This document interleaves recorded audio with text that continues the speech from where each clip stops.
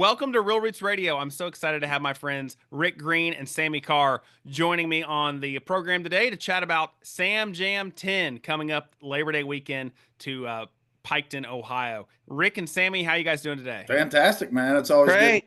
good to see you. So excited to have you guys joining us for the first part of what we're going to have a 10-part video series to commemorate 10 years of SamJam Bluegrass award-winning festival, Pike County Fairgrounds in Piketon, Ohio, every Labor Day weekend.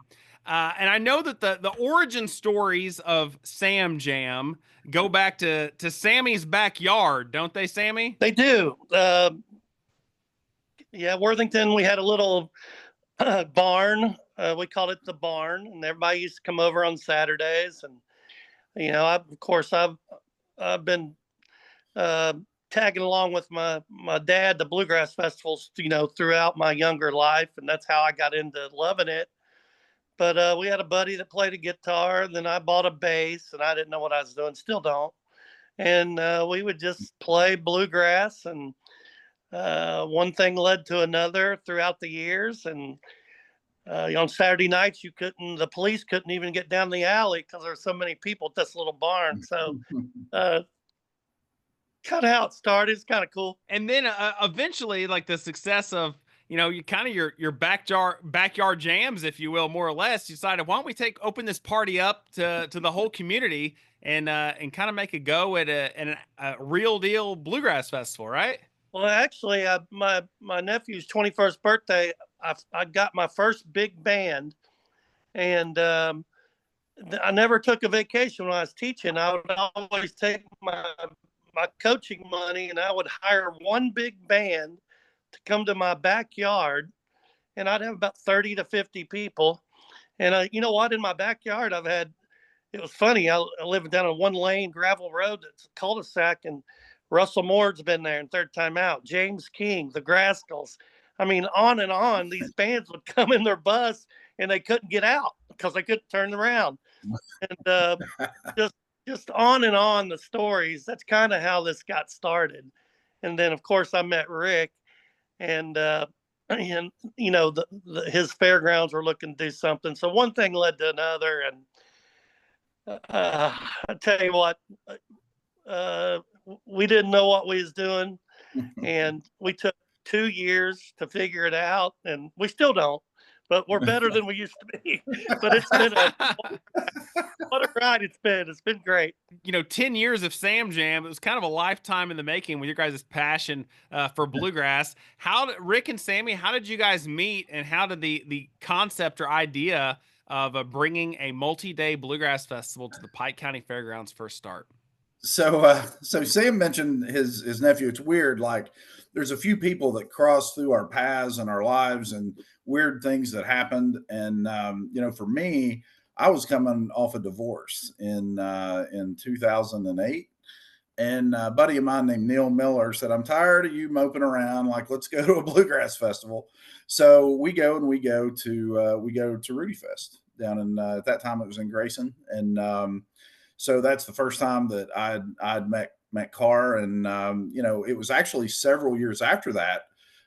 We had gone every year. Of course, they had gone every year. We had known each other for 6 years.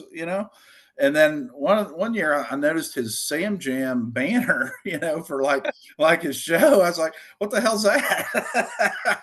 And so he started explaining it to me, and he started kicking around the idea. We're like, "Well, let's do a bluegrass festival." And I said, "If we're going to do it, I've got a place you've got to see, because it's tailor made for a bluegrass festival. It's at the intersection of US 23 and Ohio 32, two 4-lane highways in Piketon, Ohio. So really good infrastructure, a great fairgrounds in the Appalachian foothills of Ohio, where bluegrass runs deep. It's where Dave Evans spent much of his life. In fact, many people know Tracy Evans, Dave's son, who is our county sheriff still today. And so we had all the makings of, an infrastructure that could build a legitimate, top shelf bluegrass festival. And so, Karr drove 4.5 hours from his home in Indiana just to look at the ground, right? And, we just said, you know what, let's take a risk. Let's take, we weren't in it to, for a quick buck. We wanted to, from my perspective, it's the community where I live. We wanted a development project, something that could lead to tourism and dollars coming into the community, and that sort of thing. So we lost the first year. I think, Karr, maybe we broke about even the second year. Third year, we may have made up about what we lost in the first year, and now we still don't make anything. Yeah. So that's kind of how it works. You're correct, though, because there's a lot of festivals that pop up and they're not looking long term. And you guys kind of built your festival to have staying power, putting down roots in the community, both locally in Pike County and in the bluegrass community at large. And here we are a decade later, and it is a great time and a fun festival that comes every Labor Day weekend. People look forward to it. It's a great way to close out the summer. Is Labor Day weekend at SamJam Bluegrass Festival in Piketon, Ohio. SamJam 10 has a killer lineup. I know folks have been clamoring on social media, excited about this SamJam 10 lineup. Why don't you share some of your guys' favorite highlights about SamJam 10 2025? Yeah, we always, when we set out, we kind of didn't, ease into this. We went for the gusto the first year, and I think we had about everybody that was popular at that point. But every year we tried to mix it up a little bit. We love the traditional roots of bluegrass. We also know that there's some progressive things happening that's got people excited. So we like to mix it. So for this 10th year anniversary, I think we got a little bit of everything. Throw out some of the bands like on Thursday. Slippery Creek is as traditional as you can get. Uniontown's a great new young band that does a little both. Bourbon Revival can be out there for some, but they're fun and happy. Poor Ramblin' Boys, traditional, in your face. And of course, Daryl Webb can put together anything and blow a night out. So he's going to finish that Thursday night, which is just a great way to kick off the Thursday. Friday, a new band, Blue Debuts, got some royalty blood in that band with Andrew Rigsby. Turning Ground has been at SamJam every single year that we've had it. Nathan Arnett's a special person, human being, and he loves some music, and he'll be there. Appalachian Roadshow, love them, high energy, and I think you're getting to the point with like high energy fun bands. Southern Legacy is coming this year, which is awesome. Something I'm really excited about, Rick and I talked about, is Mountain Heart Reunion. When Steve Gully, developed that band, his son is actually going to be singing that night, and Barry and some of the original members. Just exciting. And East Nash Grass is coming to a special closeout for us Friday night. So they always bring the party. They always bring the party, and we love that. Saturday, Tidal Wave Road kind of originated at SamJam, won our band contest, now is at Pine Castle Records, killing it. The Creekers, which is one of my new favorite bands. To tell you the truth, they are unbelievable, and for this Saturday lineup is just crazy, especially when you have the Creekers playing like at 2:00, and then Sister Sadie, the Steel Drivers, and Rick can elaborate more on the Pure Prairie League, but we do have the Pure Prairie League, 50 years of touring. I'll let Rick explain a little bit how that came about. Yeah, so a lot of people don't know, but like the Pure Prairie League, which of course has the iconic monster hit Amy and many others, they actually originated in Pike County, where our festival is, where I live. And there's a fellow named John Call that is part of the current band, and John and I have been acquainted, and it's one of those things where we've tried for a long time. Karr and I really, they were on our radar for a long time, but for different reasons, like it just didn't quite work out. And we were like, okay, for the 10-year anniversary, let's make this happen. And we got the right people on the phone, and Karr worked with the management group, and we finally got to a spot where we could get them booked. And we are super excited about that. That is going to be an electric night in Pike County, Ohio. It's their homecoming. it's going to be one of the last shows that you will ever be able to see them perform at. And so we're really excited to, and legitimately, like, these guys have some folk Americana, blood in their system, right? So it's going to be interesting. They're a good fit for a bluegrass festival. A lot of people might see them as a rock and roll band, but if you really look into their music, they got a lot of strands, you know what I mean? And so, like, it'll be a really fun night here on that Saturday. A lot of anniversaries to celebrate at SamJam. 10 years of SamJam, 50 years of Pure Prairie League, got them coming back home to the Waverly community to celebrate 5 decades of being a top country, rock, folk, roots band that everybody knows and loves. Steel Drivers celebrating 20 years. Poe Ramblin' Boys celebrated their 10th anniversary. I guess it was last year. So it's going to be a whole lot of fun. A lot of high energy entertainment, both on stage. The audience always brings the energy as well. And it's going to be a great time. Folks can learn more at samjambluegrass.com. They don't want to miss SamJam 10. We mentioned your guys' success for a decade with the SamJam Bluegrass Festival. That kind of led to a return to where your passion for bluegrass started, Sammy, in the Lexington, Kentucky community, didn't it? Absolutely, and that's why I carry this around with me at all times. This is my rag. You got to represent, have the rag on. But no, Lexington was, it was funny. The first year there, we was on stage, Rick and I, and I'm like, I turned to Rick and I said, it was years I was trying not to get kicked out of this place. And now I'm running. How did that happen? so it, that was one of that festival turned my life around in bluegrass.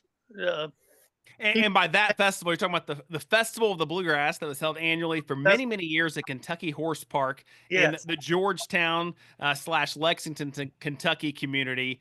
Now, this is what, year 3 or 4 of you bringing live bluegrass back to that venue, isn't it? Yeah, we feel like it's back. The atmosphere is back. Naturally, you're involved. I don't want to missay. You're involved in everything we do. We think you're the best, and we love you.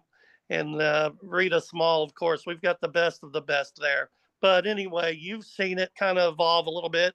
You've seen SamJam kind of evolve a little bit. So you're a great spokesperson for the things we do. And yes, Spirit in the Bluegrass, former Festival of the Bluegrass, is something that still can't get over that we're doing. Very lucky. Very lucky. And that's coming up mid-June this summer, correct? Right. June 12th, 13th, and 14th, the Kentucky Horse Park. Yes. So interestingly, like, Karr is a teacher and a basketball coach. I'm a contractor for the federal government. We do SamJam on the side. We do some other stuff on the side. And so, when the Kentucky Horse Park opportunity kind of came our way, we're like, oh, why not? We got all kinds of time. Let's do another one. Yeah. but no, really, the truth is that Karr's a Kentucky native. I'm a Kentucky native. The Festival of the Bluegrass was one of those festivals that just simply could not fade away. We lose a lot of traditional bluegrass festivals every year, right? And this was one that was, it's a hallmark event in our industry, right? It was one of the forerunners. The Cornett family set the standard for bluegrass festivals in a lot of ways. A lot of the things that you see at bluegrass festivals today were impacts to what that family did over many years. So this was one that was too important. And whether it was Sam Karr and Rick Greene or somebody else, that festival had to continue. It needed to continue for our industry. Sam and I, we do this as a hobby, if you will. But the thing that we can always say is we are very dyed-in-the-wool bluegrass people. And, there's a bigger purpose to what we do than people coming and having a good time. And, all the things that happen. There's a genre of music here that's so important to so many people. And we're lucky that our crowds in Lexington and Southern Ohio, there's harmony there. This region of the country There's a type of bluegrass that Sam and I have always agreed on what we want to see at our shows. We create a fan festival because we're fans. We were fans, and when we started, we're like, what kind of festival do we want? And from everything from the first day we started it up until today, we said, what kind of an environment can we build that's very cool for fans? And I think that's what separates us a little bit, Daniel. I really do. I think that has been a hallmark of ours that that makes us what we are. We mentioned Spirit in the Bluegrass. Folks can learn about that festival coming in mid-June, June 12th, 13th, and 14th. SpiritInTheBluegrass.com. Man, great lineup there as well. The Steel Drivers, Ralph Stanley II and the Clinch Mountain Boys, the Poe Ramlin Boys, the Woodbox Heroes are going to be there, Volume 5 and more. SpiritInTheBluegrass.com to learn more about that great event.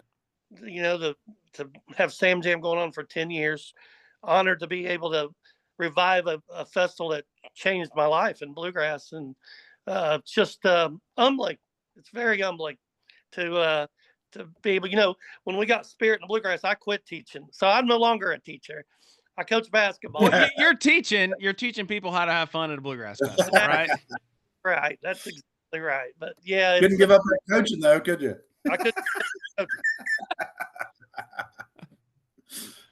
I see now, Rick, I think that one reason he took over Spirit in the Bluegrass is so that way, if Pope needed an assistant, then he could run bluegrass and coach Big Blue Nation at the same time. That's what I think. I think he's trying to jockey for another coaching job. 100%. It's funny. Like we talk about this all the time. I mean, Karr and I are business partners, but we're absolutely certainly friends first. I always told him, like, if it got to the point where we weren't friends anymore, I'd just quit doing it. And that's never happened. We have fun doing this.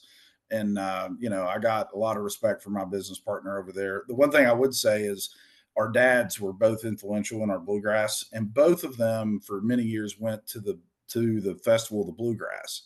And so we're looking for a photo where those guys were together because we knew they had common friends, and we just haven't quite been able to find it yet, but we know it's out there. So we're going to keep looking for it. So if anybody out there in Radio Land or online has archival photos from fans from Festival of the Bluegrass back in the day, you can send them to Rick and Sammy so they can get their magnifying glass out, see what they can find. 100%. The best time Festival of the Bluegrass was there watching the traditional grass. One of our favorite bands. And it's just funny how everything comes full circle sometimes, don't it? That's just crazy. But yeah, it's certainly special. It's going to be a lot of fun both in June at Spirit in the Bluegrass and Labor Day weekend in Piketon, Ohio, celebrating SamJam 10, a decade of the SamJam Bluegrass Festival. Learn more at SamJamBluegrass.com and keep an eye on social media, both of Real Roots Radio and of the SamJam Bluegrass Festival, and on our airwaves, as we will be promoting 10 years of SamJam with more interviews to come in the coming months. So Sammy and Rick, thank you guys so much for joining us on Real Roots Radio today and spreading the good news and for all you do in bringing a great, fun atmosphere to bluegrass festivals in Ohio and Kentucky. Thank you, buddy. Appreciate you. Thank you. Hi, thanks for watching. If you liked our video, be sure to give it a big thumbs up and hit subscribe so you'll be notified when we have new videos posting. Be sure to check out some of our other content as well. Thanks for watching.